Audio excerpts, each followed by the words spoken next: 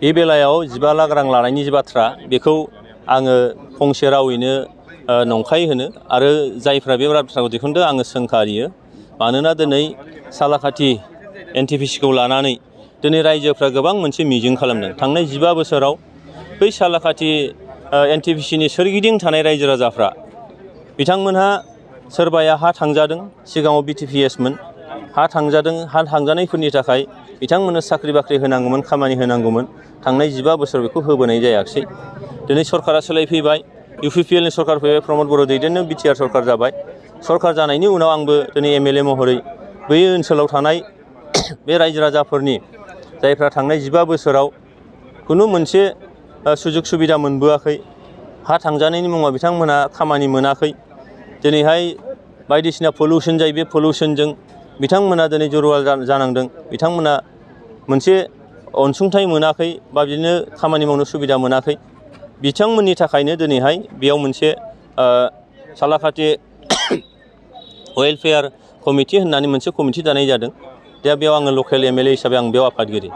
दा जोंनि नाजानाया बेनो जे जोंनि लकेल मानसिफ्रा खामानि मोननांगौ, जोंनि हा थांजानायफ्रा खामानि मोननांगौ, जोंनि बेखार लाइमोनफ्रा बेयाव खामानि हाबनो हानांगौ।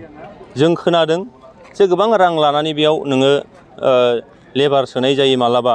दा जोंनि लेबारफ्रा साराखास्ति खालामजायो, मोननांगौ रांखौ मोना, रबिबारनि नोङो माने हाजिरा मोना, बायदिसिना जेंनाफोर दङ। दा दिनै बे जेंनाफोरखौ जों लासै लासै गैया खालामना जादों आरो फ्राय जोब्बायानो होनजासै। दा बेबायदि खुनु थासारि फैनाय नंलिया। आरो लोगोसेयैनो दिनै आङो मोनसे जिनिसखौबो नोजोर होदों बे जोंनि कमिटिया जे CSR फान्ड, जाय CSR फान्डखौ जों नायबाय थांनाय 15 बोसोराव लकेलनि जौगानायनि थाखाय खुनु खामानि मावनाय जायाखै।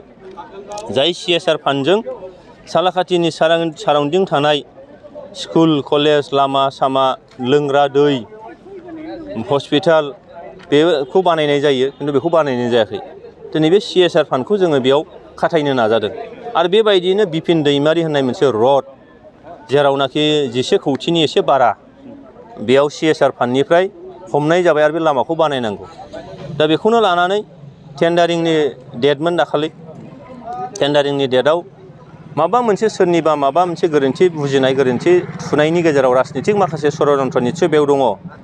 बिनि थाखाय दिनैहाय बिथांमोना मोनसे एलिगेसन लाबोबाय जे दिनै फैसा लादों, मानगोनां BTR नि चिफ बेखौबो माने 10% लायो, आंखौबो बुंबाय। दा बेयाव आङो फंसे रावजों सोंखारिदों, जोङो थाखा लानायनि बाथ्रा नङा। दिनै BTR नि चिफ मानगोनां प्रमद बर' बिथाङा दाखालि फोरोंगिरिफोर गोबां बुरजा साख्रियाव थिसनबाय। बेबायदिनो नोङो आरोबाव थालांनाय माखासे कम्पेन्सेनेट ग्राउन्डआवबो साख्रियाव थिसनबाय, फोरोंगिरिनिफ्राय लानानै गुबुन गुबुन साख्रि होबाय। बेयाव बै केन्डिडेटफोरनाव थांनानै साफा साफायै सोंनो हायो जे सोरबा सासे बेक्तिया थाइसे थाखा होनानै साख्रि लानांदों नामा? अब्ला नुगोन रावबो थाइसे थाखा फैसा गरसे होनाङाखै। होमबा पार्सेन्ट जानायनि बाथ्रा बहानिफ्राय फैखो? पार्सेन्ट जानायनि बाथ्रा बहा फैखो? दा आंखौबो सों जे बेयाव सोरखौबा बिदि रां लानानै माबा खालामनाय जादों नामा? जेबो मोननाय नङा। बेखायनो आं खावलायगोन जायफोर बिथांमोना गोरोन्थियैनो जा सुद्धयैनो जा माबा मोनसे बुंफ्रांदोंबा बिथांमोना निमाहा बिनाया मोजां, आरो बिथांमोना सरकारखौ नोङो सापर्ट खालामनाया मोजां। आं बेखौसो खावलायो।